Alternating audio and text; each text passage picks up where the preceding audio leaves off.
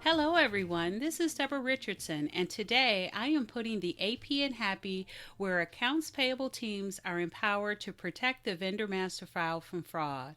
This podcast will give a voice to accounts payable team members by talking about the growing reality of cyber attacks in their world and which vendor setup and vendor management techniques they can apply to protect the vendor master file from fraud. Are you or your team performing all possible vendor validations? Do you know which documents have the key data you need to confirm that the vendor you are about to create or update is real? Be sure by downloading the vendor validation reference list. It also has links to all the resources listed. Download at www.Deborah, D-E-B-R-A, Richardson, RICHARDSON.com. So are you and or your accounts payable vendor team working from home due to the coronavirus? Do you want to know how to track productivity so you can prove that you or your team are rock stars at home? Keep listening.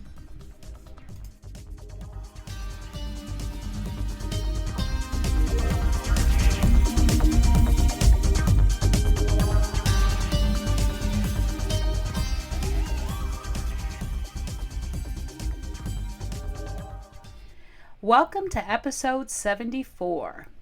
AP vendor team working from home. Stay productive with 4 KPIs today. A couple of years back, when I was an accounts payable senior manager over global vendor maintenance, I had a team of 17 vendor maintenance analysts that processed all of our vendor requests. Now, I was with a large company, so we got in about 2,000 requests per month, either to add a vendor or to change an existing vendor. And so when I went to an accounts payable conference, I was completely ecstatic when I met a colleague whose vendor maintenance team worked from home. All the team members, all the working hours, so not 1 day a week, not 2 days a week, 100% of the time. Now, you talk about putting the AP in Happy. I definitely had the AP in Happy that day. So I floated back to my leadership on this giant ray of hope, only to wait years later for the time when AP was allowed to work from home 1 day a week. Now, don't get me wrong. I was absolutely, and all the employees were absolutely happy with that. But now, due to coronavirus, for some companies, 100% work from home is here, and that includes the vendor team. So I'm going to quote Socrates. The secret of change is to focus all of your energy not in fighting the old, but on building the new. And working from home 100% of the time for most vendor maintenance teams is definitely new. So let's work on building the new. And we're going to do that by measuring productivity. So measuring productivity, I have 4 KPIs that we're going to talk about. And then after that, I do have a bonus tip for you working from home that will allay some of the fears of having the back office operations working from home and not in the office. So stay tuned for that. Okay, the 4 KPIs. So these actually come from the second part of a 2-blog series, 25 KPIs for accounts payable vendor maintenance, part 2, understand your vendor request activity. And there I identified 14 KPIs that could be used to track trends, find fraud, be able to or allow you to be able to staff at appropriate levels, and of course also measure productivity. And why? Because what is measured improves. So the 4 that I have here have been revised revised from that blog post to be used specifically for tracking productivity when working from home. So the first one is the number or the percentage of vendors added. So ideally, you want to track this daily to identify trends based on the day. So you're looking for things like, are there less on Friday? We need to look at that. And then more on Monday, because people come in and try to make up for what they should have done on Monday.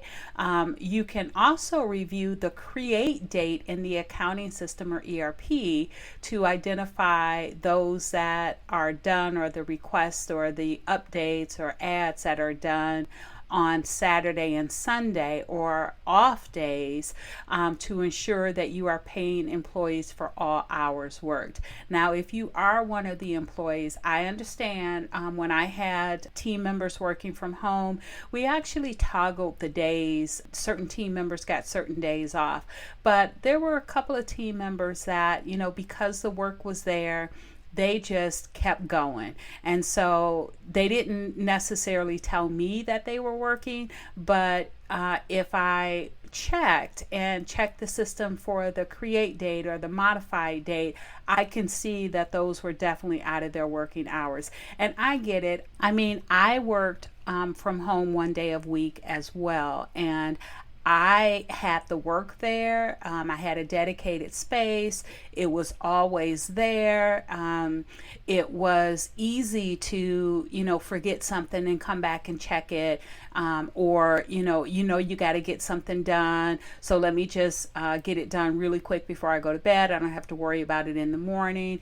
And I actually did have employees, doing things at 11 o'clock at night. And so for me, that was fine because I was a salaried position. But if you or your team members are hourly, then you need to make sure that you follow all of the labor laws and you're capturing all of the hours that they're working.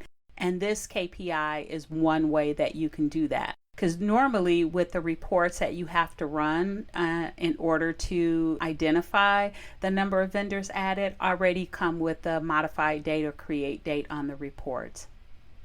Okay, so the second one is the number or percentage of vendors changed.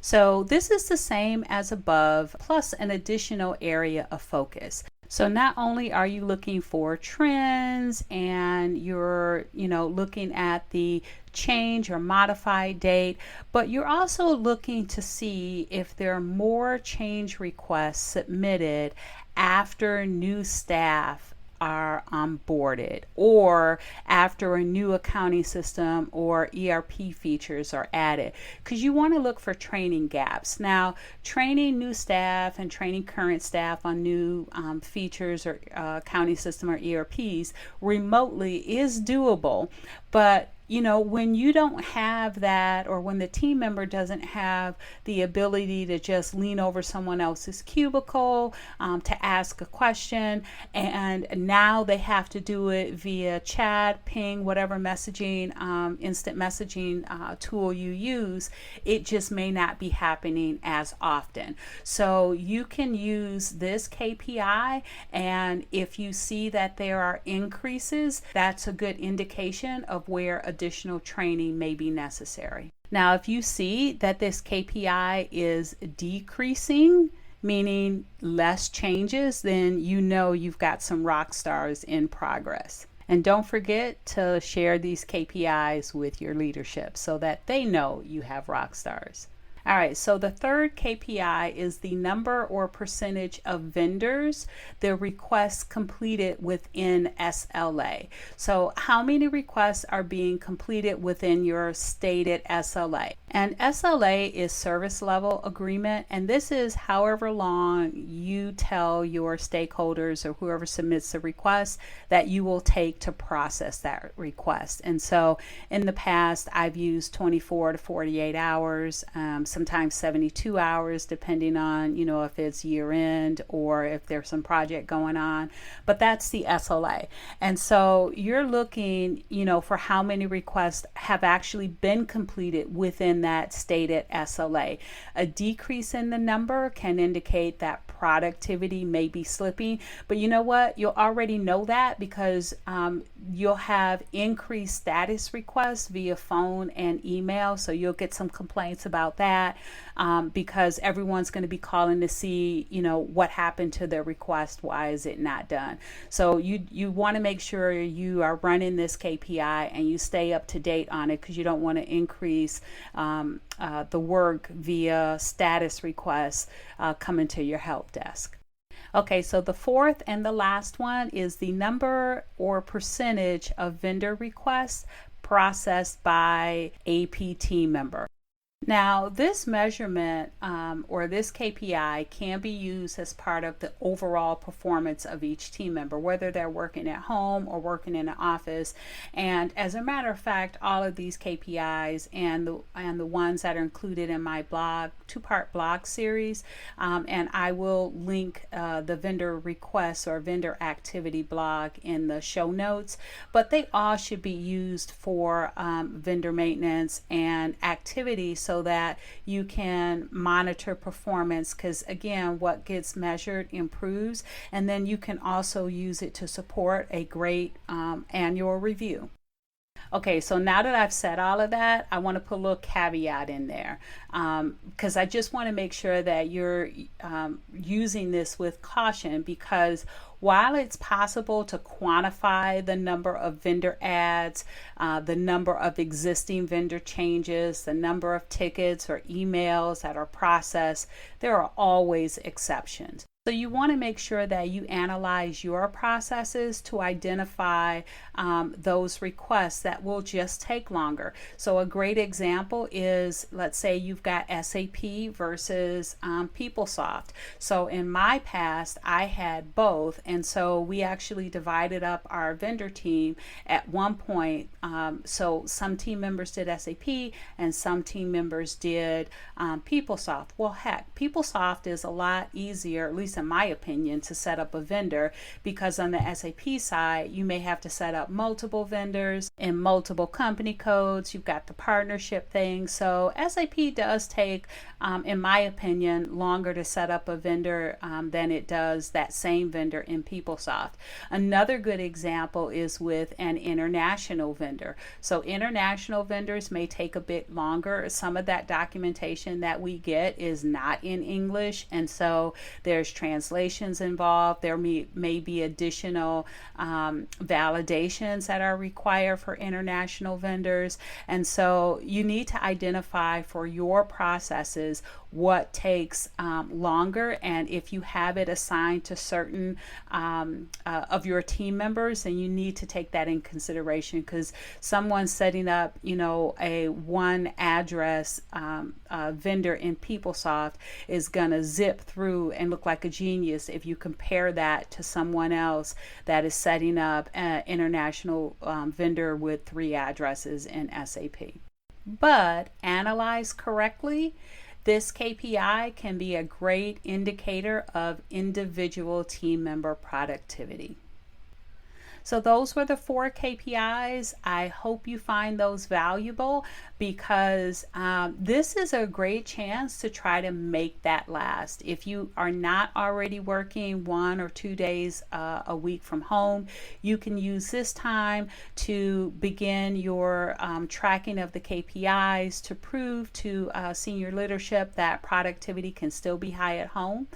And no one knows how long the companies will ask employees to work from home, but while it lasts, again, put some of these measures into place. So you can either go back to the office with some killer KPIs that you can continue to do while you're in the office as well, or again, you can use them to convince your leadership that not only can you track productivity of employees working from home, but you can prove that they can be more productive when they do. And I promise you, you'll find that the majority of your vendor team will increase their productivity. All right, so I promised you that I would have a bonus, and this bonus is really related to the fear that leadership has about not having accounts payable or vendor maintenance in the office when an urgent request come through, because there's a fear that you won't be able to contact someone when they are at home. And actually, I say one, but I actually have two tips for this. So one, make sure that a requirement from working from home is that they stay on the whatever messaging, instant messaging tool you use. So if it's Teams, if it's Skype, if it's something else, just make sure that the team knows that they are expected to stay on. And if you're a team member, just make sure you stay on. And if you go off, make sure you identify that it's lunch or break. You can put statuses on there so that you can be easily reached during your working hours. And then the second bonus is another KPI, and it is the number or percentage of vendors that come through with exceptions or an urgent status. And so this should really be tracked to identify patterns. So are the requests coming from the same departments? If it is, meet with that group or those groups to train or identify process changes to eliminate the need for immediate processing. And then there's no fear that you won't have, that people won't be available because they're working from home for urgent requests. Find a way to reduce the urgent request. If you track it and report it, it will reduce. Now, you can't completely eliminate it because urgent requests and exceptions do happen, but you'll reduce those requests that happen because someone, left an invoice on their desk until 2 days before it was due and the vendor's not set up. That type of thing will be reduced as soon as you start tracking it and calling it out. Now, I mentioned the blog post where I have the 25 KPIs in 2 parts. So if you're interested in that, I'll put a link to the second blog post on the vendor request activity. But the part 1 was understanding your vendor master file, and you may be interested in that as well. So once you click over to read the one with the vendor request activity, you can click to read the one for the vendor master file. So thanks everyone. I hope you enjoyed the 74th episode of the Putting the AP in Happy podcast, where accounts payable teams are empowered to protect the vendor master file from fraud.